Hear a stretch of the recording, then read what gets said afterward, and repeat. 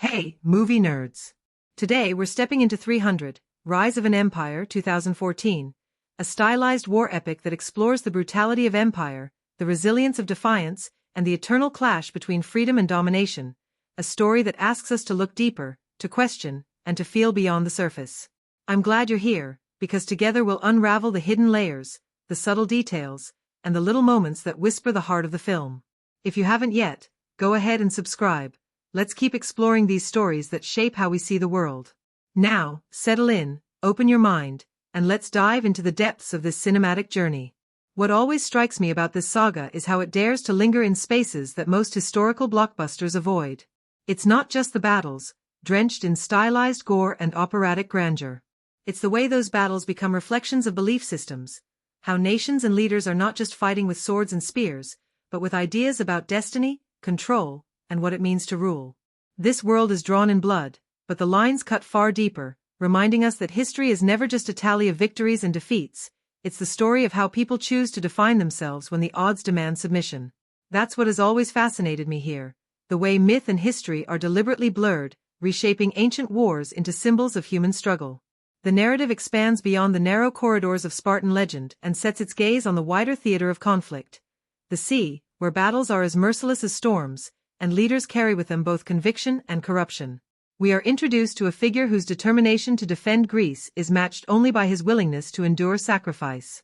He does not possess the monstrous grandeur of his enemies, nor the flamboyant bravado of the Spartans. Instead, he carries himself with quieter steel, a man whose strength comes not from spectacle but from strategy. And in that contrast lies the heartbeat of the film, where one side worships excess and domination, the other clings to ideals of liberty, fragile and battered but never extinguished. At the core of this conflict stands a rival commander whose rage is as consuming as the sea she commands. She is a character as magnetic as she is terrifying, driven by personal scars and the lust for vengeance that transforms her into something larger than human. Her presence reshapes the narrative, making her not simply antagonist but embodiment of the Empire's hunger. Her cunning and ferocity blur the line between power and obsession, between command and chaos. Watching her, I often think about how history, real or mythologized, turns women like her into symbols. She is both victim and villain, both strategist and siren, her fury matched only by her brilliance. And she leaves an imprint so deep that every scene she touches bends around her, like ships caught in whirlpool. The story itself moves with relentless rhythm, each battle escalating until the sea itself feels weaponized. Naval clashes become ballets of carnage, waves crashing against hulls, flames scattering across water, warriors pulled beneath the surface as though the ocean itself were devouring them. It is grandiose, yes, but also strangely intimate.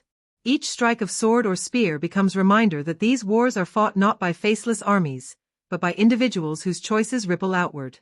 The framing of these battles is where the story truly sings, every clash a symbol, every loss a reminder of the thin line between survival and annihilation. There is also the ever-present shadow of earlier sacrifices, the knowledge that elsewhere, warriors have already chosen to give their lives for the same ideals. This continuation of myth builds a sense of inevitability, as though these stories are less chapters of history than verses in a poem that never ends. The stakes here are not simply the survival of a city or nation, but the survival of an idea, that people can refuse to bow, even when empires demand it. The scale is enormous, yet what lingers most is not the fire raining from ships or the clash of steel, but the conviction in eyes of those who refuse to surrender. As the story barrels toward its crescendo, we watch strategies unfold with almost chess-like precision. There are feints, betrayals, sudden shifts of tide. The commanders on each side treat the sea as extension of their will, but tides cannot be controlled, and every victory is stained with devastating cost. We are teased constantly with possibility of triumph, only to be reminded that victory is fragile and never absolute. Even alliances, uneasy and fragile, strain under weight of ambition. And within this swirl of chaos, personal vengeance continues to burn, rage that drives decisions more than reason, turning strategy into obsession, obsession into downfall. What excites me most about recounting this tale is the way it toys with inevitability. From the beginning, we sense that fate looms large, that battles will not end with neat resolutions. Each scene builds toward collision not only of ships but of philosophies. The final confrontations are charged with both spectacle and intimacy, blades clashing in personal duels while empires collapse around them, vengeance enacted even as oceans turn crimson. We are left breathless not only from the action but from recognition that these wars are metaphors, ancient stories reshaped to tell us something enduring about human nature. And here's where the teasing of key elements matters most. The brilliance of the narrative lies not in whether victory is achieved, but in how it is achieved, and at what cost. The twists are not simple reversals of fortune but revelations of character, showing us who can endure when power corrupts and who will crumble when obsession consumes. We know from the outset that the war will scar everyone, but the joy, if we can call it joy, lies in watching how those scars are earned, how sacrifices ripple outward, how individuals bend history even as history breaks them. Oh, as the screen fills with fire, steel, and sea spray, what remains with us is not just the grandeur of battle but the weight of choice. We are invited to see beyond spectacle into heart of allegory. Freedom set against tyranny, vengeance against justice, survival against annihilation. It is a story that thrills and devastates, that seduces with violence even as it questions the very point of it. And for me, it resonates because it forces me to think not just about what it means to win, but what it means to resist, what it costs to say no when empire demands yes. The tale begins not with a whisper but with a rumble of memory, as though history itself were clearing its throat to remind us that no story of war stands alone. Before we are thrust into the ocean's chaos, the voice of a queen grounds us, reminding us of sacrifices already made. She recounts the defiance of warriors who chose death over submission, the field stained with courage, the mountains echoing with cries of freedom. The cadence of her words feels almost like scripture, and in that rhythm the stage is set, not for an ending, but for a continuation. For war, once begun, does not vanish. It spreads, it festers, it demands new blood. The camera sweeps across the Mediterranean, its waters glinting under sunlight, serene and treacherous all at once. It is here that the conflict shifts, from land where spears clashed in dust to sea where ships will lock like beasts. This change of terrain alters everything. On the land, men could see the enemy's eyes, could measure the ground beneath their feet. At sea, the enemy comes with wind, with tide, with waves that do not favor loyalty or empire.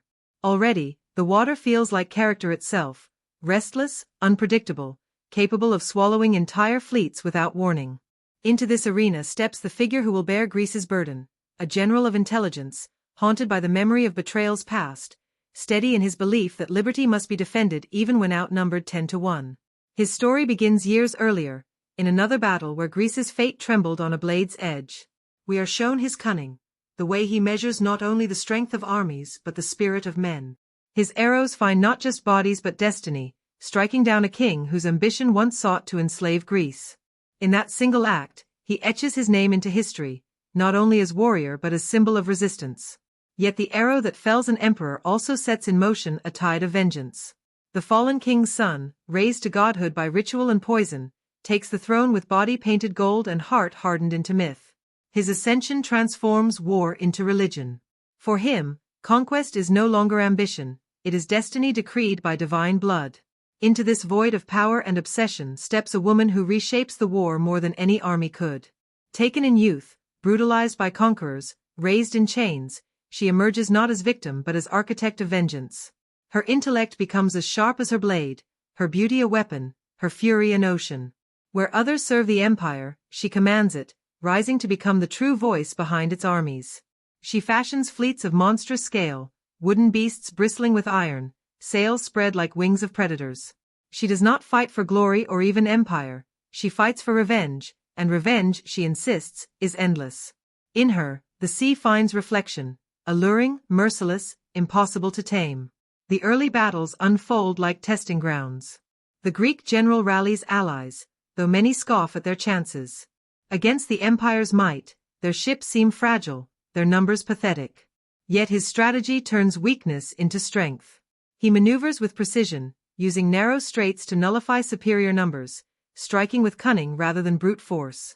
In one confrontation, his fleet feigns retreat, luring enemies into confined waters where their numbers crush upon themselves. Ships splinter, men scream, the sea itself devours hubris. Here, strategy becomes poetry. The few outwit the many, intelligence triumphs over arrogance. But the woman at the empire's helm does not falter. If anything, her rage deepens. Each loss is lesson, each defeat fuel. She stalks the deck of her flagship like predator caged, her eyes alight with hunger for blood. Her presence dominates every frame. When she commands, Men obey not out of loyalty but out of fear, and perhaps fascination. She taunts her rival from afar, her messages carried across waves like venom. Their duel is no longer between nations but between two wills, two philosophies, two scars etched into flesh. He believes in liberty, she believes in vengeance, and the ocean stretches between them like stage prepared for their confrontation. Between battles, there are moments of quiet, though they are never truly calm. In Greece, allies bicker, some urging surrender, others insisting on unity. The general walks among his men, not as god or king but as soldier who bleeds as they do. He speaks not of glory but of necessity, not of immortality but of survival.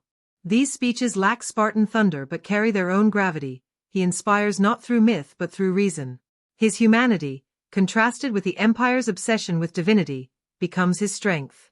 When fleets clash again, the ocean becomes cauldron. Flames leap from decks, smoke blinds archers, ships grind against one another until with splinters like bone. Warriors are dragged into water, their armor dragging them to silent graves. One sequence shows the general leaping across shattered planks, his blade carving path through chaos, his body battered by spray and blood. It is not simply action, it is survival staged as ballet, each movement choreographed against backdrop of destruction. And through it all, the woman watches, her eyes locked on him, her fury tightening into obsession. Their battle is personal now, more intimate than armies, more binding than treaties. The first half of the story closes with escalation, not resolution. The Greeks, though bloodied, refuse to yield. The Empire, though wounded, still towers. Both commanders prepare for reckoning, each convinced that destiny bends toward them. The Queen's narration reminds us that the sea does not favor righteousness or vengeance, it swallows both. Yet we feel the pull of collision, inevitable as tide. What fascinates me most about this first half is its sense of inevitability layered with unpredictability. We know that battles will come, that sacrifices will mount, that vengeance will consume. Yet each confrontation surprises us, not with who fights, but how.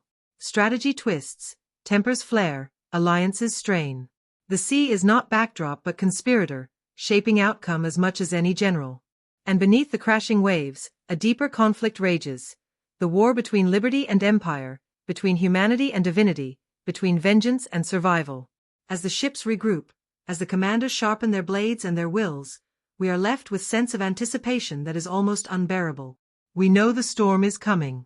The question is not whether it will break, but how many it will consume, and whether freedom can survive when vengeance commands the ocean. The second half opens like the tightening of a fist. The sea, restless and bloodied, has already swallowed ships and men, but the conflict only grows more desperate. Both sides know that the next waves of battle will decide more than territory. They will decide whose story survives, whose legacy is carried forward, whose vengeance is carved deepest into memory. The Greek general, exhausted but unbroken, watches his fleet regroup. His men are battered, their ships scarred, yet their spirits cling to defiance like barnacles to rock. Across the water, the woman who commands the empire stalks her decks with fury barely contained, her losses igniting not doubt but obsession. She does not intend to crush Greece alone, she intends to humiliate it, to erase its very name from the maps of history. It is in these waters that one of the story's most compelling dynamics takes shape, the collision not just of armies but of two wills locked in a duel as intimate as any love affair. Their connection is undeniable, though it seethes with hatred and fascination. At one point, the sea seems to pause just to hold their confrontation, as if the ocean itself were curious about which of them it would claim.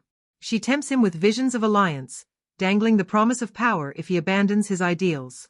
In her chambers, away from the roar of war, the air thickens with tension that is not only martial but primal. Their exchange is as physical as it is verbal, each word and gesture charged with the force of centuries of violence and longing. It is seduction turned into battlefield, a duel without blades, and when he rejects her, the rage in her eyes burns hotter than fire. From that moment, the war becomes more than empire versus freedom.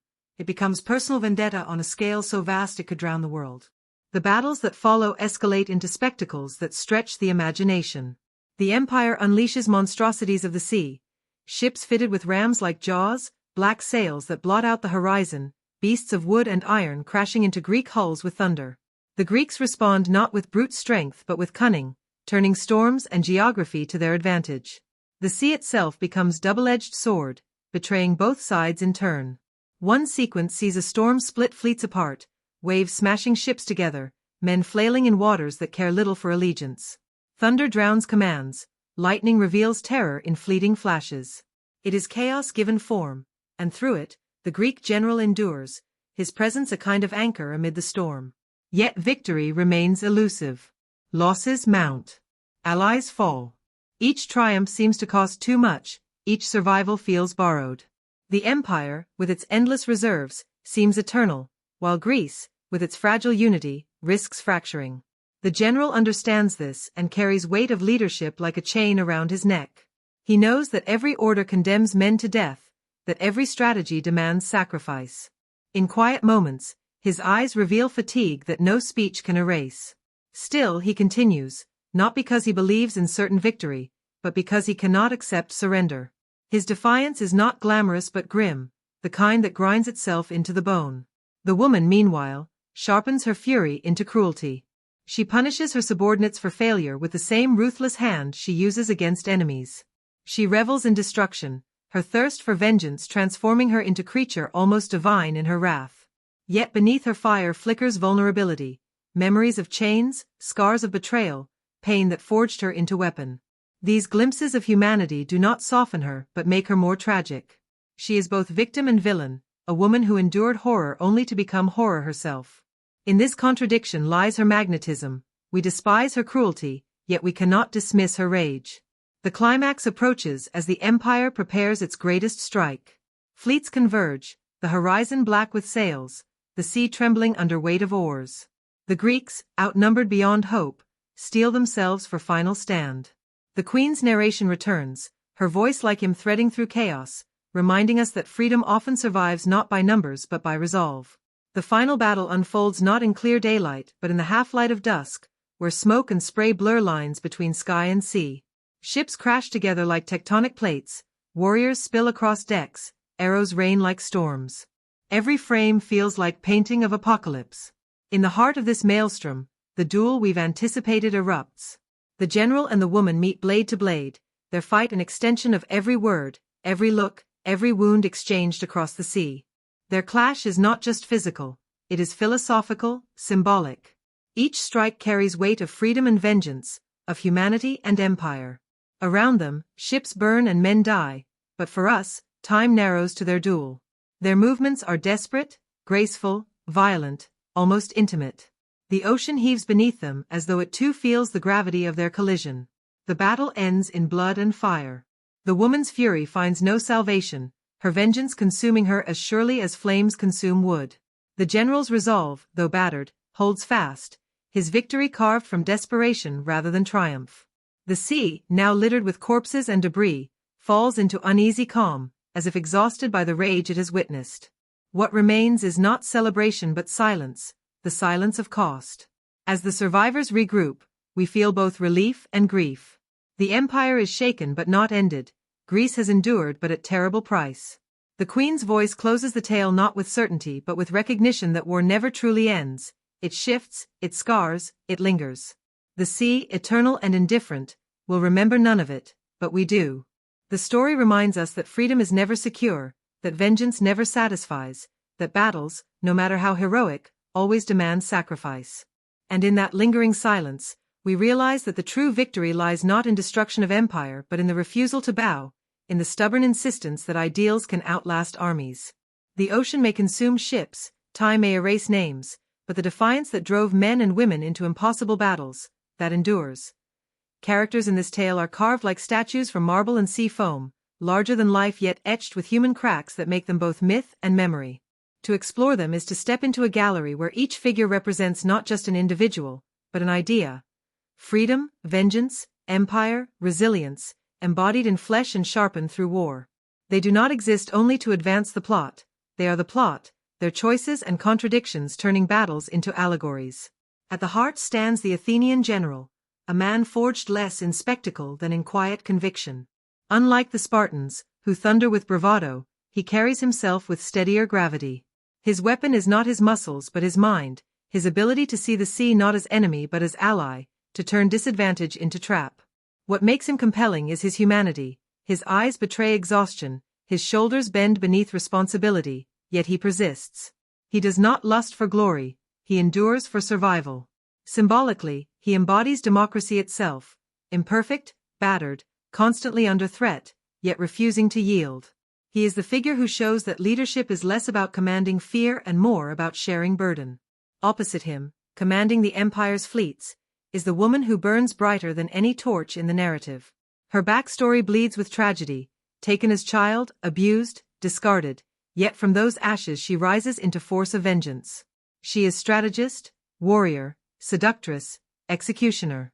Her presence dominates the screen, her fury magnetic. What fascinates is her contradiction. She is both victim and villain, both scarred human and mythic avenger. Every gesture she makes vibrates with pain transmuted into power. She is not simply antagonist, she is embodiment of vengeance itself, a force as merciless as the sea she commands. Watching her, one feels both awe and dread, for her brilliance is inseparable from her cruelty. The Empire's king, painted gold, ascends less as man than as godlike figure. His body, shimmering, becomes symbol of excess, his voice detached from humanity. He is not leader of strategy but icon of inevitability, the divine mask the Empire wears to justify conquest. His presence is chilling precisely because he is hollow. He represents not human will but dehumanized destiny. Where the general embodies fragile humanity, this gilded king embodies corrupted divinity, power stripped of compassion. His character reminds us how easily men transform into symbols to enforce submission. The queen who narrates the tale offers counterpoint. She carries weight of survival and the scars of earlier wars. Her voice, steady and solemn, frames the story not as fantasy but as warning. She is not warrior on battlefield but guardian of memory, reminding us that battles are never merely about weapons, they are about stories passed down, about ideals carried forward. In her presence, we see the cost of defiance, the grief etched into survivors, the way freedom demands voices as much as blades. Symbolically, she embodies history itself, mourning, recounting, ensuring that sacrifice is not forgotten. The soldiers, though less defined, contribute to tapestry of meaning. The Greeks fight not because they are invincible but because they are desperate, their bodies lean, their armor battered. They represent fragility of freedom, how it depends on ordinary men willing to bleed. Their deaths weigh heavy not because of spectacle but because each one reminds us that ideals are carried by mortals, not myths. The Empire's warriors, faceless behind armor, embody machinery of domination, the way individuality is erased under banners of conquest. Together, these groups contrast freedom's fragility with empire's facelessness. Even the sea itself functions like character. Its waves betray both sides, swallowing ships indiscriminately, offering no loyalty. It reflects moods of the commanders, calm when they strategize, raging when they clash. Symbolically, the sea is fate, unpredictable, merciless, eternal. Where men believe they control destiny, the ocean reminds them they are merely players on surface of forces far greater than themselves. What binds all these characters is the theme of performance. The general performs steadiness even when racked by doubt. The woman performs command even as her scars bleed beneath her rage. The king performs godhood, gilded body hiding emptiness. The queen performs history, her voice transforming events into myth. Each figure is both person and performance, both human and allegory. This duality gives the narrative its power. It is war depicted not just as clash of armies, but as clash of roles, of symbols. Their contradictions are what linger. The general is both strategist and weary man. The woman is both scarred victim and merciless villain. The king is both divine and hollow. The queen is both mourner and mythmaker. These tensions make them more than archetypes. They are allegories wearing human skin. Their choices drive battles, but their meanings echo beyond them, turning every strike of blade into symbol of larger truths. By the end, the general's humanity outlasts the empire's divinity. The woman's obsession consumes her, her brilliance undone by her own fury. The king's hollow immortality proves powerless against mortality's defiance. The queen's voice endures, carrying story into memory. Together, they remind us that characters are not just inhabitants of plot but embodiments of ideas. Freedom, vengeance, tyranny, resilience, played out on stage of sea and fire. And that is why these characters remain unforgettable. They are not subtle, but they are eternal. They are written in waves, in scars, in gold, in memory. They remind us that history is not faceless, it is flesh and blood, rage and grief, hope and despair. They remind us that even in spectacle, even in myth, The human heart beats, fragile and defiant, refusing to be drowned. Every film carries its own constellation of oddities, those facts that hover just behind the screen, shaping what we see but rarely spoken of directly. With this one, the strangeness is woven not only into its production but into its very DNA as a continuation of a saga already mythologized. To trace these facts is to glimpse the seams where spectacle and accident stitched themselves together, where ambition flirted with collapse, and where choices both bizarre and brilliant carved the story into legend. One of the strangest aspects is how the film was conceived as both sequel and prequel at once. Rather than merely continuing after the Spartans' last stand, it chose to braid timelines, showing events before, during, and after. This decision bewildered some executives, who feared audiences would be lost. Yet it gave the narrative a mythic, cyclical structure, more like epic poetry than linear tale. The strangeness here is that the war becomes not straightforward chronology but echo, waves crashing back upon themselves, stories retold from different vantage points, history presented as swirl rather than line. Casting also brought peculiarities. The choice of the actress to embody the Empire's commander shocked many. Known more for dramatic gravitas than blockbuster spectacle, she threw herself into the role with ferocity that startled even the crew. Her performance was so intense that during fight choreography, she insisted on doing many stunts herself, often leaving bruises on co-stars. Crew members joked that her fury felt less like acting than revelation. This casting oddity became the film's greatest strength, her presence so magnetic it nearly eclipsed the battles themselves. The naval battles created their own strangeness. Water tanks the size of small lakes were built to simulate open sea.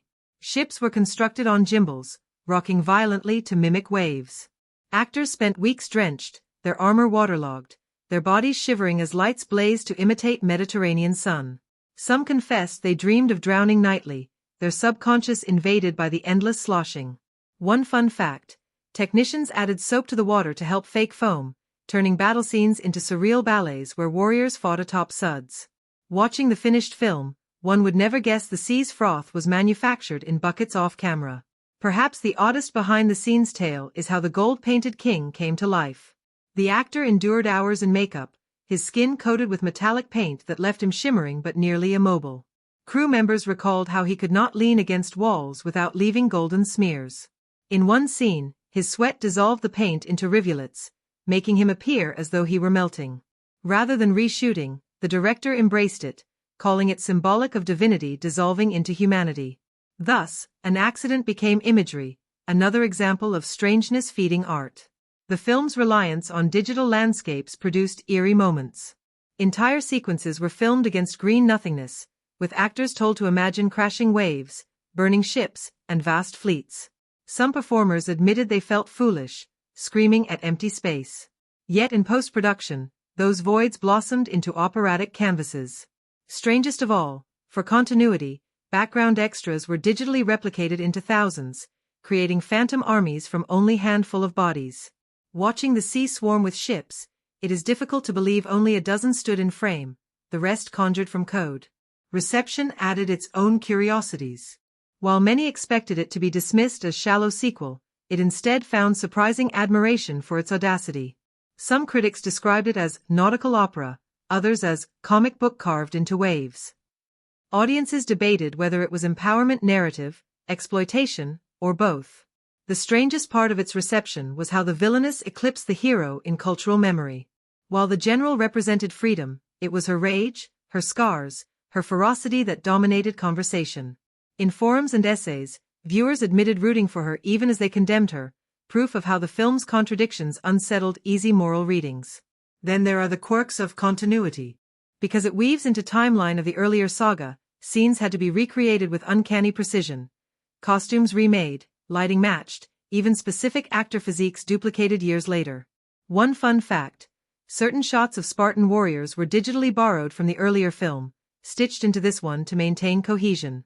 Sharp-eyed viewers can spot echoes, like ghosts crossing seas to remind us of sacrifices past. Another oddity is how physical exhaustion shaped performances.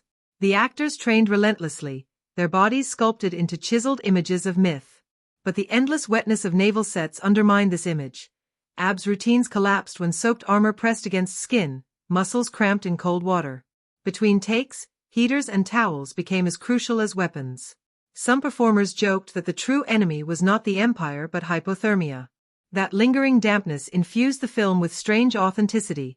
The exhaustion on faces was not acted, but lived. Even music carried peculiarities. The score blended ancient instruments with modern distortion, creating soundscape both timeless and alien. Drums pounded like oars, chants rose like storms, but electric tones slipped beneath, unsettling audience expectations. The composer admitted he wanted it to feel as if the sea itself were singing, a strange ambition that somehow manifested in waves of sound that rolled like tides. Finally, there is the strangeness of its legacy. For many, it exists as companion to a more famous predecessor, yet it carved its own myth. Its villain became cultural icon, its sea battles redefined spectacle, its strange blend of tragedy and opera ensured it lingered beyond expectations. The odd facts, the soapy waves, the golden sweat, the phantom armies, only deepen its myth, reminding us that cinema is as much accident as design. What makes these facts compelling is how they mirror the film's own contradictions. It is a tale of history and myth blurred, of victims becoming villains, of accidents becoming symbols. Its production oddities echo its narrative themes, chaos shaping destiny, imperfection birthing spectacle. And that is why its strangest facts matter. They are not trivia, but reflections of the very story it tells, proof that in art, as in war, the unpredictable shapes the unforgettable. Critical perspectives on this film are as turbulent as the waters where its battles unfold. Scholars, critics, and audiences have all tried to anchor its meaning, but like the sea, it resists simple containment. To examine it is to enter a storm of interpretation, where themes of freedom, vengeance, empire, and spectacle crash against one another, shaping not only the narrative but the debates it leaves in its wake. The events within the film, the naval battles, the intimate duels, the rewriting of myth, become texts themselves, inviting readings that stretch far beyond the surface of swords and sails. One of the most prominent critical lenses is the political.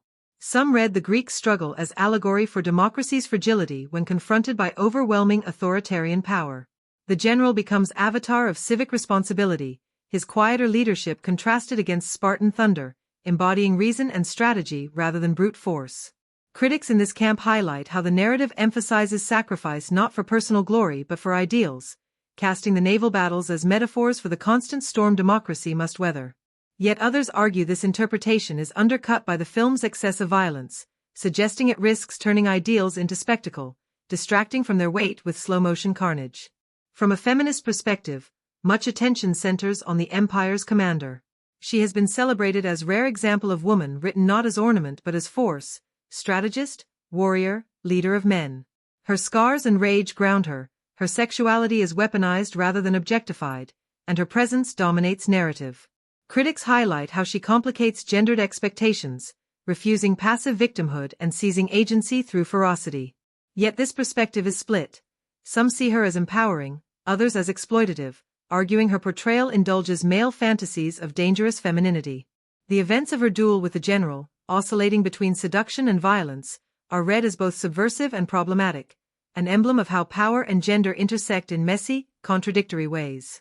Psychoanalytic critics trace the undercurrents of obsession. The Gilded King, stripped of humanity, embodies narcissism elevated into divinity, his gold-painted body literalization of ego detached from reality. The general, burdened by grief and leadership, embodies superego, endlessly calculating cost. The woman, consumed by vengeance, embodies raw desire, fury, and pain unbound.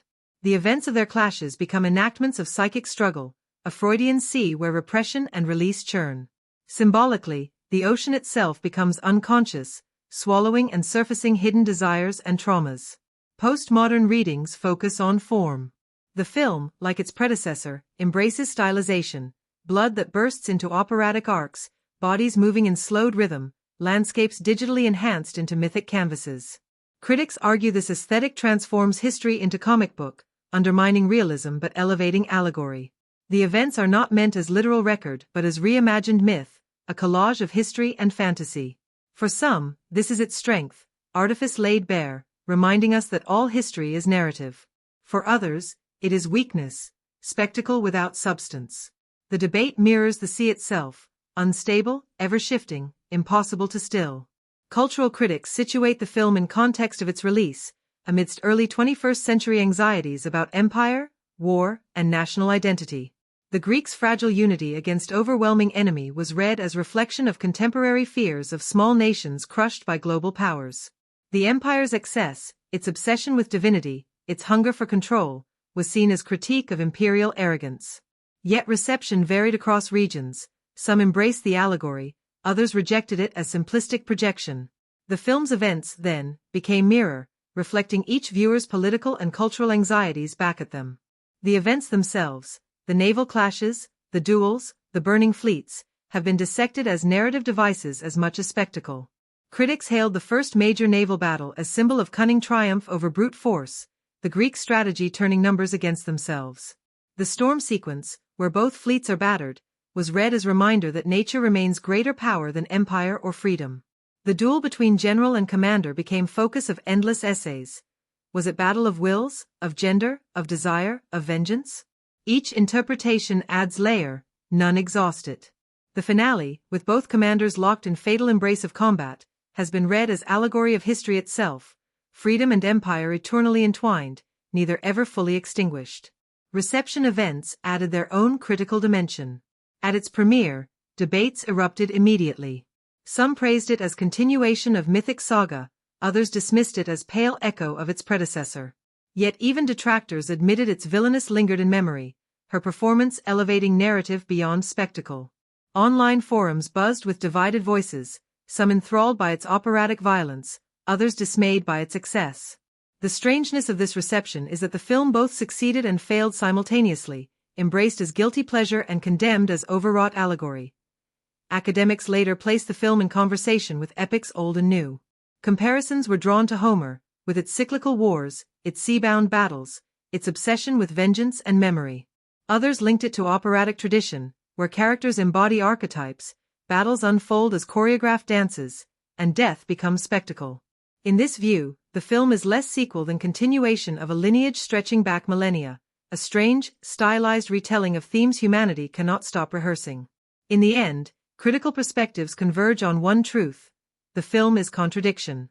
It is both spectacle and allegory, both empowerment and exploitation, both myth and melodrama. Its events resist neat interpretation, instead inviting debate, demanding we wrestle with what it means to tell history through blood and waves. Some see it as empty, others as profound. Perhaps its power lies in that very instability, its refusal to settle, its insistence on being storm rather than shore. Behind the creation of this saga lies a production story as turbulent as the waters it depicts.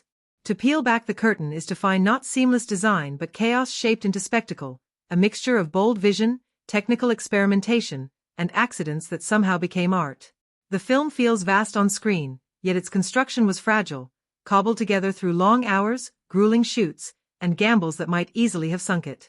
The project began under shadow of its predecessor's success. Studios hungered for continuation, yet how does one follow a story already mythologized? The solution was not to move forward linearly but to expand sideways, into prequel, sequel, and companion all at once. This demanded script that braided timelines, stitching new characters into fabric of older ones, revisiting past battles while forging new. Writers wrestled with structure that risked confusing audiences. Notes and rewrites piled up, executives fretted, but the director pressed on, insisting that history should not unfold like line but like wave, overlapping, crashing, retreating, returning. Casting created its own lore. The choice of actress to command the Empire's fleet surprised many. Known for her dramatic range but not associated with hyper-stylized blockbusters, she seized role with ferocity that startled cast and crew. She trained relentlessly, fought with intensity, and refused to soften edges of character. On set, her presence was magnetic, so much so that even between takes, extras whispered about her aura, as though she carried the same fury off camera as on. Stories circulated of fight rehearsals that left co-stars bruised, her strikes precise yet uncompromising. Crew members joked that she was less performer than force of nature. Technical challenges dominated production. Because most battles occur at sea, vast water tanks were constructed, filled with hundreds of thousands of gallons. Ships were mounted on hydraulic gimbals that rocked violently, simulating waves. Actors spent endless days drenched, their armor heavy with water, their bodies exhausted from fighting balance as much as enemies. To create foam on water, technicians poured soap into tanks, transforming epic battles into surreal suds-filled ballets.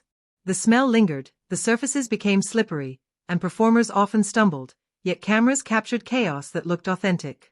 Digital landscapes added another layer of strangeness. Only a handful of ships existed physically, the rest were conjured in post-production, multiplied into fleets stretching to horizon. Actors swung swords at empty air, their opponents to be filled in months later by digital armies. Many confessed to feeling ridiculous, shouting battle cries into green voids. Yet when visual effects wove finished tapestry, their performances blended seamlessly into operatic canvases. One fun fact: background extras were digitally cloned into thousands, their faces blurred into anonymity, their bodies multiplied until a handful of men became phantom legions. The Gilded King's look presented nightmare of makeup. Each day, the actor endured hours of coding, his body painted with metallic sheen that cracked under lights. Sweat smeared gold onto costumes, props, even crew members. At one point, heat caused paint to run like molten streams down his torso, alarming technicians. Instead of correcting it, the director embraced imagery, declaring it symbolic of divine facade melting under strain of mortality. What might have been flaw became poetry. Behind the camera, exhaustion was constant companion. Actors trained for months to sculpt physiques demanded by stylization, yet endless wetness undermined results. Muscles cramped, diets faltered, abs faded under sodden armor. Heaters and towels became as essential as props. Cast joked that true enemy was not empire but hypothermia. Yet this suffering lent authenticity, the fatigue on faces, the shivering in voices, the tremble in limbs, all real. Improvisation colored production as much as planning. The commander's taunts, the intensity of her duel with the general, the near-feral energy of their interactions, many of these flourishes emerged on set. The director encouraged actors to push boundaries, to infuse personal instincts into choreography. One notorious scene of confrontation between general and commander blurred line between seduction and violence so intensely that crew recalled silence falling on set, as though everyone recognized they were watching lightning strike. Music creation added to oddities. The composer fused ancient-sounding instruments with distorted modern tones, crafting score that felt both archaic and alien. Drums pounded like oars striking waves, while electronic pulses suggested inevitability of modernity bleeding into myth. One sequence layered female chants over thunderous percussion, intended to echo cries of drowned warriors. The result unsettled traditionalists but captivated others, adding strangeness to film's operatic atmosphere. Even small details became production lore. Extras playing sailors were instructed to smear themselves with mud and oil to mimic weeks at sea, but under hot lights, mixture melted into sludge that clogged decks. Sets had to be cleaned between takes, technicians scraping muck while cameras reset. At one point, fire effects in tank triggered smoke alarms, flooding studio corridors with haze and sending cast stumbling half-blind toward exits. Crew remembered chaos with laughter later, marveling that such mishaps produced images audiences would never suspect. Reception of film tied back into its production oddities.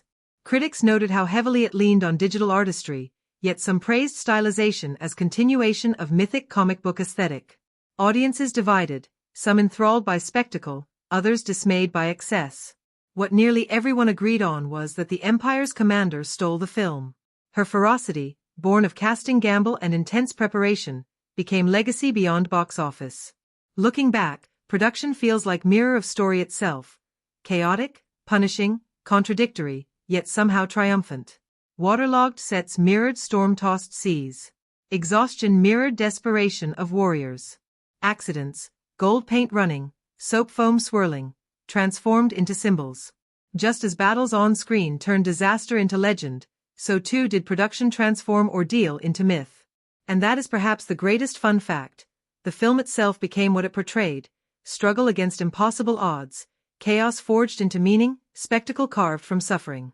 To watch it is to see not just narrative but echo of production, reminder that cinema, like war, is won not by perfection but by endurance. The settings in this film are more than backdrops. They are living participants, as essential to the narrative as swords, ships, or speeches. Every battlefield, every chamber, every wave is constructed with an eye toward allegory, transforming geography into theater. Cinematic elements, color, light, sound, motion, are layered so deliberately that even when they overwhelm, they remind us this is not realism but myth rendered in blood and foam. To step into its world is to be caught in a stage play where the scenery itself fights, suffocates, and seduces. The sea dominates all. Unlike the dust-choked passes where warriors once made their stand, here the arena is shifting, treacherous, impossible to tame. The ocean is both weapon and witness. Its waves swallow men indiscriminately, its storms betray both sides, its calm is as ominous as silence before battle. Ships ride it like pawns on a chessboard they cannot control. Cinematically, the water is rendered with digital artistry and practical tanks, its surfaces gleaming like polished obsidian one moment, churning with crimson froth the next. Symbolically, the sea is fate. Indifferent, merciless, eternal. It is not backdrop but adversary, punishing arrogance, mocking strategies. Every naval clash becomes reminder that men may command armies, but no one commands the tide. The sea, of course, presented its own war. Giant tanks were built to simulate open waters, filled with hundreds of thousands of gallons. Ships were mounted on hydraulic rigs, rocking violently to mimic waves. Day after day, actors fought balance as much as enemies. Armor grew heavy with water, cloaks stuck to skin, every movement became labor. Crew added soap to tanks to simulate frothing waves, turning decks into slippery hazards. One extra joked that the greatest stunt was simply remaining upright. Performers spoke later of constant dampness, of nights spent shivering despite heat lamps, of fatigue that etched itself into their faces. Yet those hardships, preserved on film, lent authenticity impossible to fake. Visual effects added surreal layers.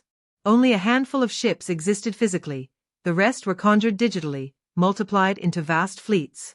Actors were often surrounded by green voids, instructed to imagine armies that would later fill the screen. Many confessed it felt absurd, swinging swords at nothing, screaming at empty space. Yet editors later stitched those fragments into operatic chaos, a reminder of cinema's strange alchemy, ridicule on set transformed into awe in theaters. Extras were scanned and replicated into thousands, their faces blurred into anonymity, their bodies cloned into phantom legions. The Gilded King's appearance required daily ritual of endurance. His body was painted with metallic gold, layer upon layer applied until he shimmered like idol. Under lights, the paint heated, cracking, melting, staining costumes and props.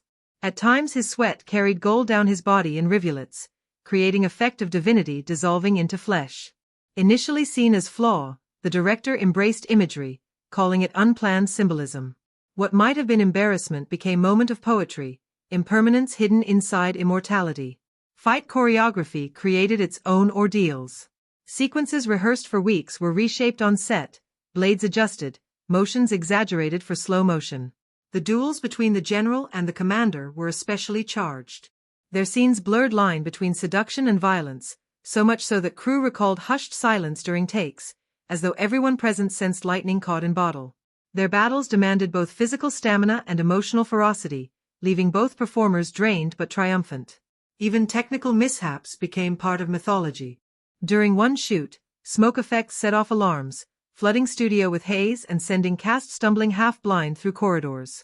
On another day, rigs malfunctioned, sending ships crashing too violently, splintering set pieces and nearly injuring stuntmen. Each mishap added chaos, but production adapted, folding mistakes into tapestry of war.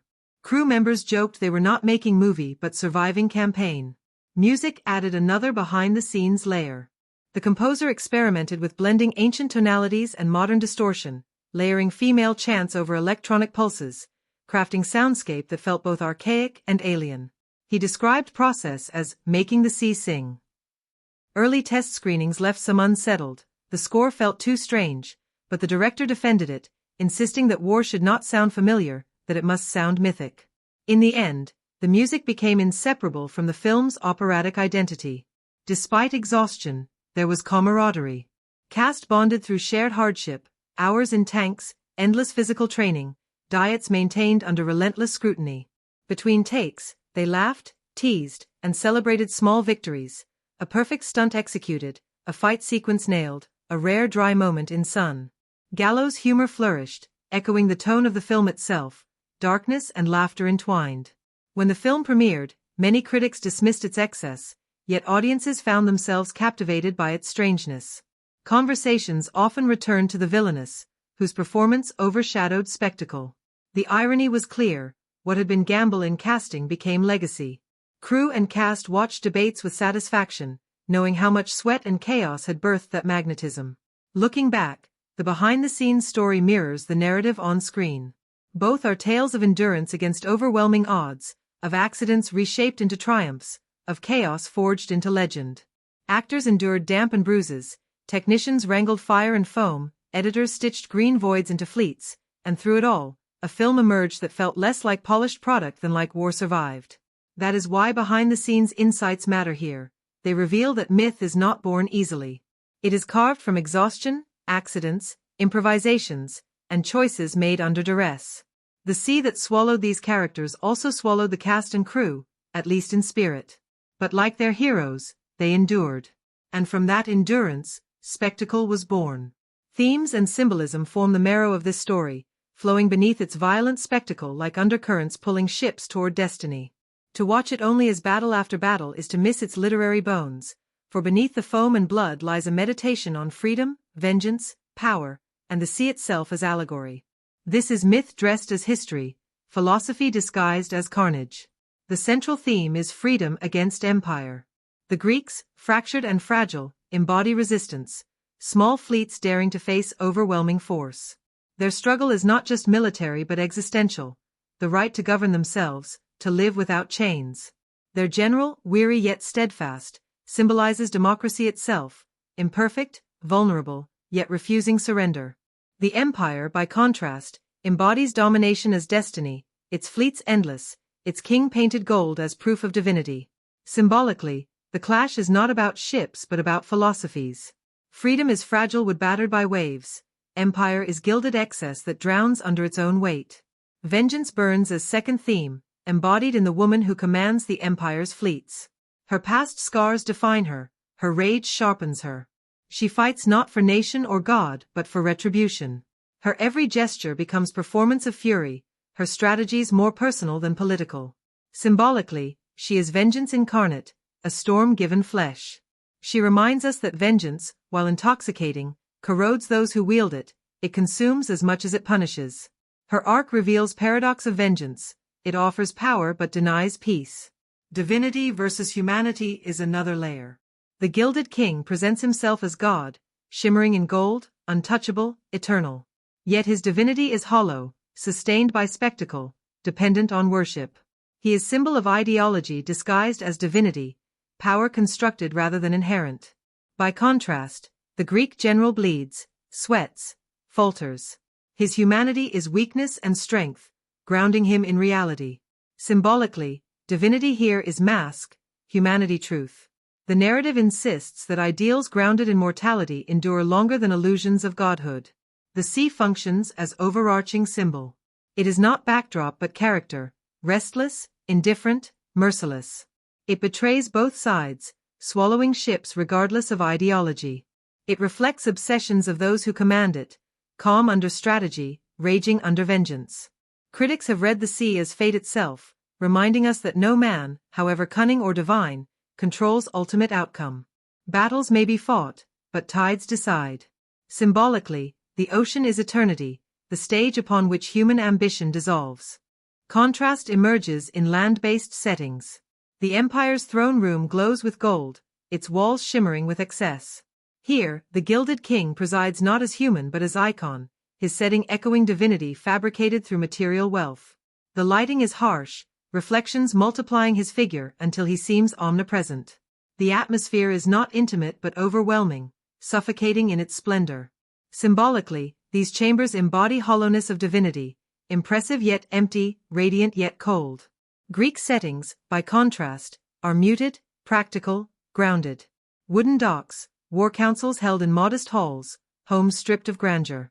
Lighting is softer, shadows more honest. Where the empire dazzles with spectacle, Greece convinces with humility. Cinematically, this contrast is crucial. One side worships gold and gods, the other clings to wood, water, and reason. Settings embody ideology. The Queen's narration often overlays these spaces, her voice turning setting into memory. When she speaks of past sacrifices, the battlefield becomes haunted, dust drifting like ghosts across screen. When she warns of vengeance, the ocean itself seems to darken. This fusion of voice and space transforms geography into allegory, reminding us that places are not neutral, they are soaked in memory, layered with meaning. Lighting plays defining role. The sea battles glow with eerie blue, moonlight shimmering across waves until blood darkens the surface. Fires blaze orange against black horizon, creating painterly contrasts of warmth and cold, destruction and serenity. Interiors shift tone, Empire's chambers blinding with gold, Greek councils dim with candlelight. This manipulation of light turns every setting into psychological landscape, reflecting not only action but ideology. Color palette heightens symbolism. Red saturates scenes of vengeance, flames, banners, cloaks. Blues dominate ocean, suggesting both beauty and danger. Gold defines empire, its gleam tainted with arrogance. Browns and grays mark Greece, humble earth tones anchoring ideals of resilience. These colors are not incidental, they are deliberate brushstrokes painting myth, ensuring that even without dialogue, the eye absorbs allegory. Sound design binds settings into visceral experience. Crashes of waves echo like drums of war. Wood splintering under rams resonates with crunch of bone. The metallic clang of swords is heightened until it pierces air like scream. Silence is used with equal force. Before storms, before duels, before fire erupts, sound drains away, leaving only breath and heartbeat. The absence of noise transforms space into pressure chamber, a setting that tightens until violence bursts forth. The use of slow motion is itself cinematic element, transforming action into tableau. Ships collide not in real time but in suspended rhythm, every splinter and spray of blood extended into spectacle. Critics often mock this excess, but symbolically it transforms battles into mythic paintings, reminding us that this is not history but story. Each frame insists on being remembered as image, not event. Even smaller settings carry meaning.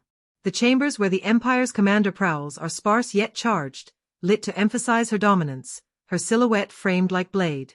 Her ship functions as extension of her body, sleek, sharp, black against horizon.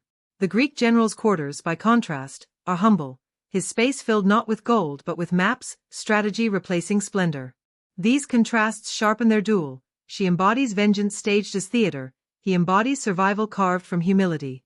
Symbolically, the entire world of the film becomes performance. The sea is stage, ships are props, chambers are backdrops. Cinematic elements, lighting, sound, color, slow motion, remind us constantly of artifice. The director never seeks realism but stylization, pushing us to read settings as allegory rather than geography. The battles are not reconstructions of history, they are visual poems about human defiance and human hubris. What lingers after leaving this world is not map or timeline but atmosphere, the glint of gold against flesh, the crash of ships in foaming seas, the eerie calm of moonlit waters before chaos, the sight of sails burning against night sky. These settings etch themselves into memory because they are not spaces alone but ideas, embodiments of freedom, vengeance, tyranny, and survival. In the end, the film's greatest cinematic trick is making us believe that geography itself has agency. The sea betrays, the ships fight, the chambers oppress, the light accuses. We are not watching battles unfold on neutral ground, but on stages already steeped in ideology. The settings do not merely hold the story, they are the story. Behind the curtain of this saga lies a production as grueling and tempestuous as the sea it portrays. What unfolded off-camera was a battle in its own right, between artistic vision and practical limitation, between performers' bodies and the punishing environment, between ambition and exhaustion. To trace these behind-the-scenes currents is to see how the film storms were not just visual effects but lived experiences, how the myth on screen was carved from sweat, cold water, and relentless determination. The earliest challenge was conceptual. After the original's thunderous impact, studios demanded a continuation, yet the creative team faced an impossible question. How do you follow a legend? The answer emerged in fragments. This would not be simple sequel, nor clean prequel, but story that braided timelines, reaching backward and forward. That decision created logistical headaches. Scripts ballooned, timelines overlapped, history had to be stretched and reimagined. Months were spent simply aligning continuity, ensuring sacrifices already immortalized could echo into new battles without contradiction. Writers describe the process as building ship already at sea, planks nailed as waves crashed around them. Casting stories became part of lore. The actress chosen to embody the Empire's commander was not an obvious pick. Known for her intensity in dramas, she was invited into blockbuster spectacle and responded with ferocity that electrified the set. Crew members still speak of her presence, how she trained with stunt teams, how she insisted on doing her own blade work, how she brought energy so raw that her duels with the lead felt like collisions of willpower as much as choreography.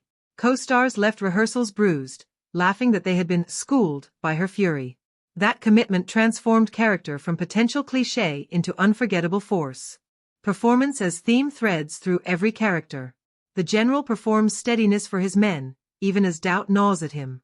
The commander performs control, masking scars with cruelty. The king performs godhood, painted gold to hide emptiness. The queen performs history, her narration turning battles into memory. War itself becomes theater, each duel staged like choreography, each death extended into operatic tableau. Symbolically, performance reminds us that history is not lived raw, it is told, framed, stylized. Sacrifice underpins freedom. Greek soldiers fight knowing odds are impossible. Their deaths are not for personal glory but for survival of ideals. Each sinking ship becomes symbol of cost demanded by liberty. Symbolically, sacrifice is currency of freedom, reminder that ideals survive only when mortals give bodies to defend them. The Queen's narration underscores this, her voice turning sacrifice into story, ensuring death is not forgotten. The body becomes symbol throughout. The Greeks' bodies, lean and scarred, embody mortality, fragility, endurance. The commander's body, scarred by abuse yet wielded as weapon, embodies resilience twisted into vengeance. The king's gilded body embodies illusion, power as facade. Symbolically, bodies tell truths that words obscure, mortality, trauma, emptiness. The visual excess of muscle, scar, and gold is less about realism than allegory. Fire emerges as recurring symbol. Ships burn, seas glow with flames, vengeance manifests as inferno. Fire purges, destroys, but also illuminates. In climactic battles, fire devours empire's excess, turning wood and gold to ash. Symbolically, fire is both end and beginning, revenge that annihilates, but also cleansing that allows renewal. It is ultimate expression of rage and resistance, uncontrollable once unleashed. Silence also speaks as symbol. Before storms, sound drains away, leaving breath and heartbeat. In duels, pauses carry more menace than blades. Silence symbolizes inevitability, the wait before catastrophe, the void after sacrifice. It reminds us that absence is as powerful as presence, that what is unsaid can crush more than what is shouted. Gender dynamics carry symbolic resonance. The commander embodies dangerous femininity, her rage challenging male-dominated narratives of war. She is both empowered and tragic, her strength undeniable yet her vengeance destructive. Critics debate whether she subverts stereotypes or indulges them, but symbolically, she represents feminine fury weaponized, a storm long silenced, now commanding fleets. Her duel with the general becomes allegory of gendered power, attraction and annihilation entwined. Memory threads through narration. The Queen's voice ensures battles are not merely blood and wreckage but story, carried forward. She symbolizes history itself, the act of remembering, shaping chaos into meaning. Symbolically, memory becomes shield against empire's erasure. The Greeks may lose ships, but they refuse to lose their story. Taken together, these themes and symbols form tapestry of contradiction. Freedom and vengeance, divinity and humanity, spectacle and sacrifice, sea and fire, silence and memory. Each element insists on allegory, elevating spectacle into myth. The film does not present history but parable, not accuracy but truth dressed in exaggeration. Its themes cut deeper than its swords, its symbols burn brighter than its flames. And that is why the story endures beyond its spectacle. Beneath the slow-motion carnage lies meditation on human struggle, the fragility of freedom, the allure and poison of vengeance, the futility of divinity, the eternal power of memory. Its sea is our fate, its fire our rage, its bodies our mortality. It insists that war is never just war, it is theater, myth, and allegory, demanding to be read as literature as much as cinema. Filmmaking here is itself a kind of battle, between vision and limitation, between the demand for spectacle and the pursuit of meaning. Every frame, every sound, every choice of angle or color is heightened to operatic scale, insisting that the film be read not as history but as myth. Its techniques draw attention to themselves, reminding us constantly that this is cinema stylized into allegory. And when box office returns rolled in, they told their own story, of a risky sequel that, despite division among critics, struck deep enough with audiences to etch itself into cultural memory. The camera is the first soldier in this war. It refuses to linger in neutrality, instead slicing the action into balletic fragments. Slow motion dominates, turning ordinary sword strikes into frozen tableaus where every droplet of blood becomes crimson jewel suspended in air. Ships do not simply collide, they shatter in prolonged arcs, each splinter of wood rendered with painterly care. Critics sometimes mock this excess, but symbolically it transforms violence into myth, reminding us that these are not battles of record but battles of legend. Even dialogue scenes are staged with grandeur, the camera gliding low across decks, pushing close into eyes that glisten with conviction or rage. Nothing is shot casually, every frame is theater. Editing enforces rhythm that is almost musical. Sequences of strategy are drawn out, long takes of maps, of quiet gazes, of silent resolve. Then, when battle erupts, cuts accelerate, the tempo climbing until chaos feels symphonic. Yet just as quickly, editing slows again, stretching moments of death or duel into reverent spectacle. This fluctuation, slow, fast, slower still, creates heartbeat unique to the film. It is less about realism than about cadence, less about narrative pace than about ritualized experience. Sound design becomes weapon of immersion. The clash of swords reverberates with metallic sharpness, louder than life. Waves crash with thunderous weight, filling speakers until ocean itself feels like adversary. Fire roars, wood splinters, bodies fall into water with echo that drowns dialogue. Silence is deployed with equal force. Before storms, before duels, before fire ignites, sound drains away, leaving only breath. These voids heighten tension more than any score could. Yet when music arrives, it dominates. Drums pounding like oars, chants rising like storms, electronic distortions unsettling with modern intrusion. The score bridges ancient and contemporary, myth and cinema, refusing to let us settle into one time or place. Lighting sculpts mood into allegory. Battles unfold under cold blue moonlight, waves glinting silver until blood darkens them. Fires paint decks in orange, turning warriors into silhouettes against inferno. The Empire's chambers gleam with harsh gold, reflections multiplying King's body until he seems more icon than man. Greek settings glow dim, lit by candles and torches, shadows emphasizing humility. Light here is not naturalistic but rhetorical, gold to symbolize excess, blue to symbolize fate, red to symbolize vengeance. Each palette insists on theme as much as image. Performance style amplifies the operatic tone. The general delivers speeches not with Spartan thunder but with steady resolve, embodying quieter conviction. The commander embodies opposite extreme, every word laced with fury, every gesture sharpened into blade. Their duel of performances becomes as riveting as their physical duel, contrasting restraint with excess, humanity with obsession. Secondary characters lean into archetype. Soldiers embody sacrifice, the Gilded King embodies hollowness. Performances are not subtle, nor are they meant to be, they are archetypal, fitting the story's mythic ambitions. Opposite him, commanding the Empire's fleets, is the woman who burns brighter than any torch in the narrative. Her backstory bleeds with tragedy, taken as child, abused, discarded, yet from those ashes she rises into force of vengeance. She is strategist, warrior, seductress, executioner. Her presence dominates the screen, her fury magnetic. What fascinates is her contradiction. She is both victim and villain, both scarred human and mythic avenger. Every gesture she makes vibrates with pain transmuted into power. She is not simply antagonist, she is embodiment of vengeance itself, a force as merciless as the sea she commands. Watching her, one feels both awe and dread, for her brilliance is inseparable from her cruelty. The Empire's king, painted gold, ascends less as man than as godlike figure. His body, shimmering, becomes symbol of excess, his voice detached from humanity. He is not leader of strategy but icon of inevitability, the divine mask the Empire wears to justify conquest. His presence is chilling precisely because he is hollow. He represents not human will but dehumanized destiny. Where the general embodies fragile humanity, this Gilded King embodies corrupted divinity, power stripped of compassion. His character reminds us how easily men transform into symbols to enforce submission.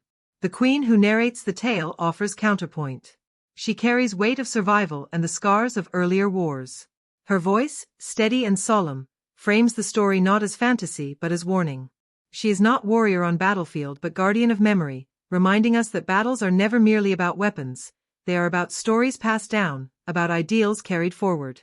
In her presence, we see the cost of defiance, the grief etched into survivors, the way freedom demands voices as much as blades. Symbolically, she embodies history itself, mourning, recounting, ensuring that sacrifice is not forgotten. The soldiers, though less defined, contribute to tapestry of meaning. The Greeks fight not because they are invincible but because they are desperate, their bodies lean, their armor battered. They represent fragility of freedom, how it depends on ordinary men willing to bleed. Their deaths weigh heavy not because of spectacle but because each one reminds us that ideals are carried by mortals, not myths. The Empire's warriors, faceless behind armor, embody machinery of domination, the way individuality is erased under banners of conquest. Together, these groups contrast freedom's fragility with empire's facelessness. Even the sea itself functions like character. Its waves betray both sides, swallowing ships indiscriminately, offering no loyalty. It reflects moods of the commanders, calm when they strategize, raging when they clash. Symbolically, the sea is fate, unpredictable, merciless, eternal.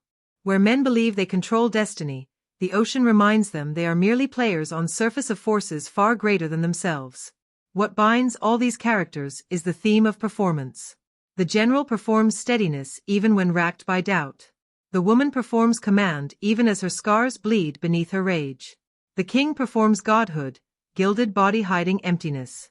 The queen performs history, her voice transforming events into myth. Each figure is both person and performance, both human and allegory. This duality gives the narrative its power. It is war depicted not just as clash of armies, but as clash of roles, of symbols. Their contradictions are what linger. The general is both strategist and weary man. The woman is both scarred victim and merciless villain. The king is both divine and hollow. The queen is both mourner and mythmaker. These tensions make them more than archetypes, they are allegories wearing human skin. Their choices drive battles, but their meanings echo beyond them, turning every strike of blade into symbol of larger truths.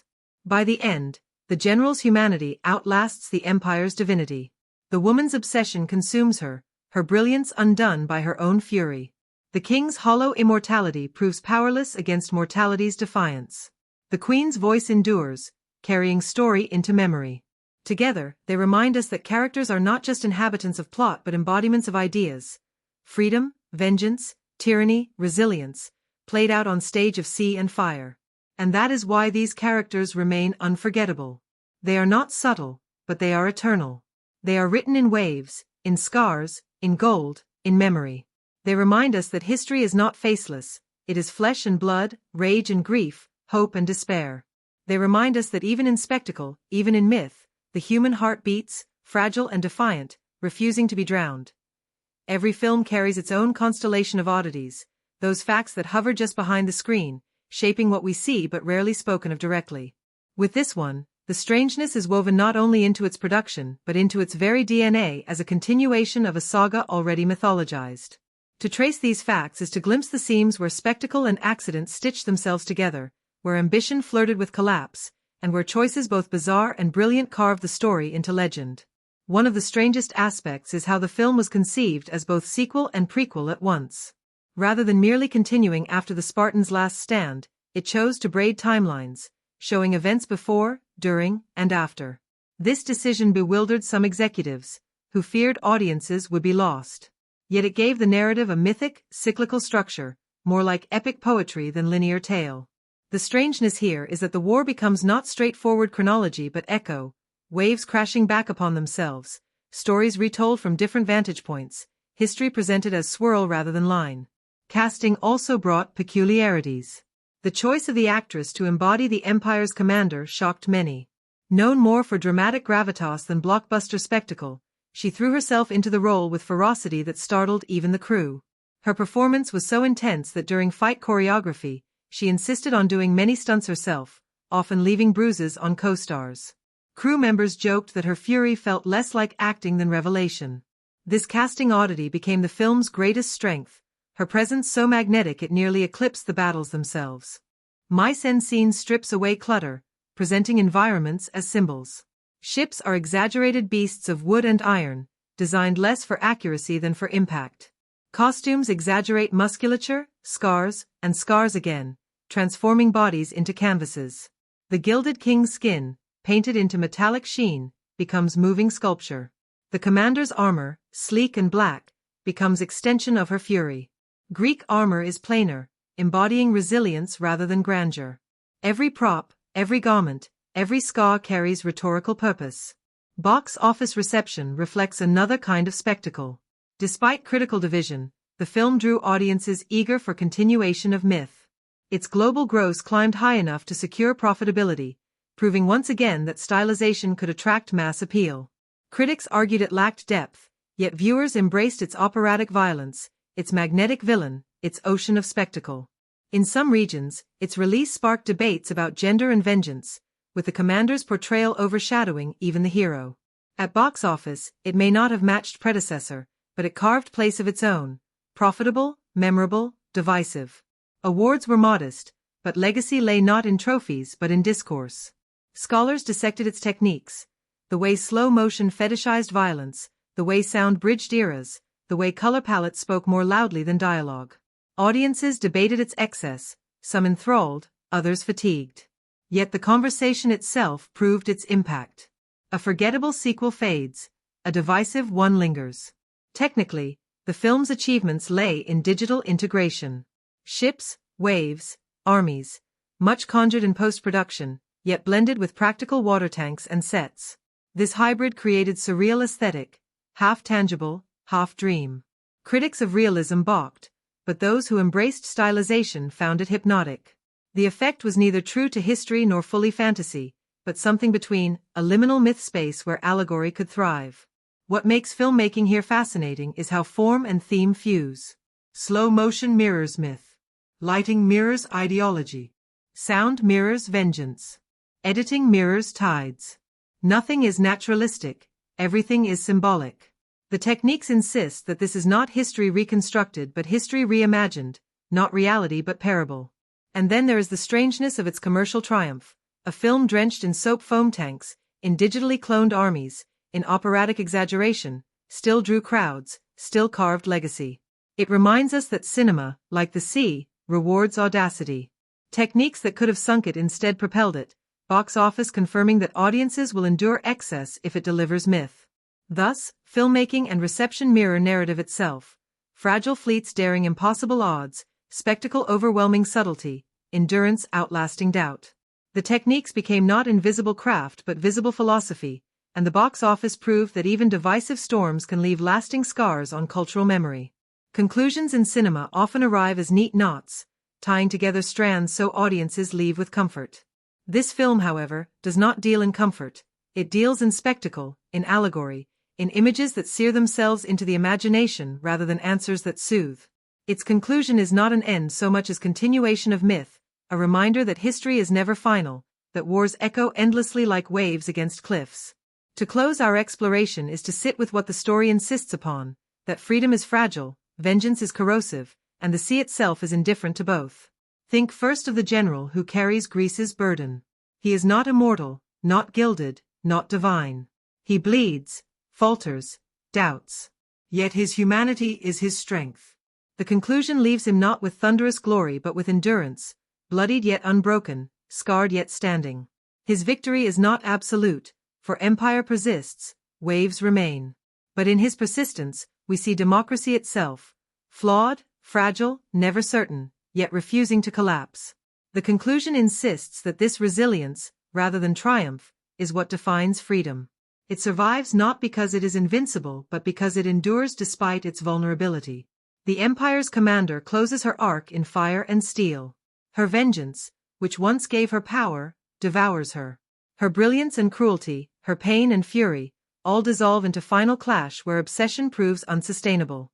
She is tragic not because she falls but because her fall was inevitable. Her scars forged her into weapon, but weapons cannot heal. She embodies vengeance's paradox. It feels like justice but delivers only destruction. In her downfall, the conclusion delivers allegory. Vengeance consumes victor and victim alike. Yet her magnetism lingers, her presence haunting even after death, reminding us that rage is never extinguished easily. The Gilded King endures, shimmering yet hollow. His divinity remains facade, his empire shaken but unbroken. His presence in conclusion is reminder of power's persistence, how illusions of godhood survive even when truth is exposed. He is not defeated, he is postponed. This ambiguity reinforces theme that tyranny does not vanish with one battle. It endures, adapts, waits. The conclusion denies us fantasy of empire's annihilation, instead confronting us with reality. Freedom must be defended again and again. Symbolically, the sea dominates final images. Its waves, stained with blood and fire, retreat into calm as though indifferent to what it has swallowed. Ships burn, warriors die, but the ocean remains, eternal, unconcerned. This is perhaps the film's starkest truth. Nature is larger than empire, larger than freedom, larger than vengeance. The sea's persistence symbolizes futility of human ambition, the way tides erase names no matter how boldly carved. In this sense, conclusion is humbling. We are reminded that our myths, however grand, dissolve into foam. Fire too plays role in closure. It consumes ships, men, and vengeance alike, illuminating night with operatic brilliance. Yet fire is brief, devouring everything until only ash remains. Symbolically, it represents both climax and ephemerality, the blaze of vengeance spectacular but unsustainable. The conclusion insists that flames may burn brightly but cannot last. What endures is memory carried forward, narration preserved, story retold. Think first of the general who carries Greece's burden. He is not immortal, not gilded, not divine. He bleeds, falters, doubts. Yet his humanity is his strength. The conclusion leaves him not with thunderous glory but with endurance, bloodied yet unbroken, scarred yet standing. His victory is not absolute, for empire persists, waves remain. But in his persistence, we see democracy itself, flawed, fragile, never certain, yet refusing to collapse. The conclusion insists that this resilience, rather than triumph, is what defines freedom. It survives not because it is invincible but because it endures despite its vulnerability. The empire's commander closes her arc in fire and steel. Her vengeance, which once gave her power, devours her. Her brilliance and cruelty, her pain and fury, all dissolve into final clash where obsession proves unsustainable. She is tragic not because she falls but because her fall was inevitable. Her scars forged her into weapon, but weapons cannot heal. She embodies vengeance's paradox. It feels like justice but delivers only destruction. In her downfall, the conclusion delivers allegory. Vengeance consumes victor and victim alike. Yet her magnetism lingers, her presence haunting even after death, reminding us that rage is never extinguished easily. The gilded king endures, shimmering yet hollow. His divinity remains facade, his empire shaken but unbroken. His presence in conclusion is reminder of power's persistence, how illusions of godhood survive even when truth is exposed. He is not defeated, he is postponed. This ambiguity reinforces theme that tyranny does not vanish with one battle. It endures, adapts, waits. The conclusion denies us fantasy of empire's annihilation, instead confronting us with reality. Freedom must be defended again and again. Symbolically, the sea dominates final images. Its waves, stained with blood and fire, retreat into calm as though indifferent to what it has swallowed. Ships burn, warriors die, but the ocean remains, eternal, unconcerned. This is perhaps the film's starkest truth. Nature is larger than empire, larger than freedom, larger than vengeance. The sea's persistence symbolizes futility of human ambition, the way tides erase names no matter how boldly carved. In this sense, conclusion is humbling. We are reminded that our myths, however grand, dissolve into foam. Fire too plays role in closure. It consumes ships, men, and vengeance alike, illuminating night with operatic brilliance.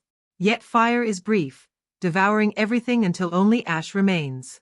Symbolically, it represents both climax and ephemerality, the blaze of vengeance spectacular but unsustainable. The conclusion insists that flames may burn brightly but cannot last. What endures is memory carried forward, narration preserved, story retold. And that narration belongs to the Queen.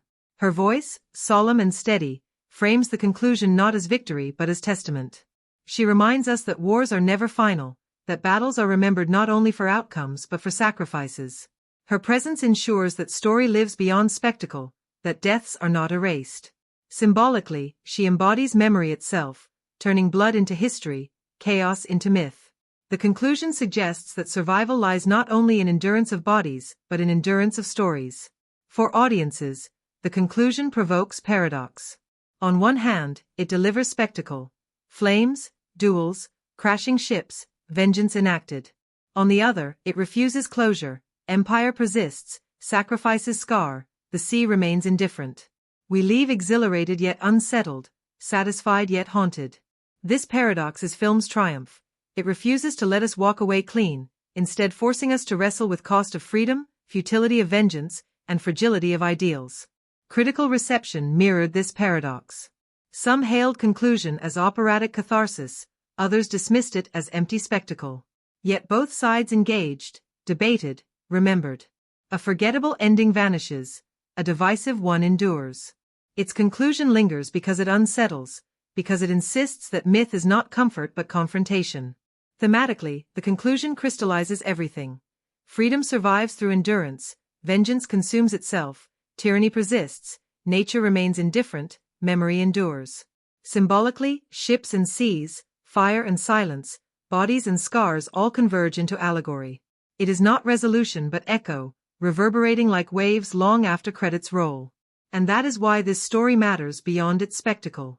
Its conclusion is not neat knot but jagged scar, not final word but lingering question. It asks us what freedom means when empire never truly dies.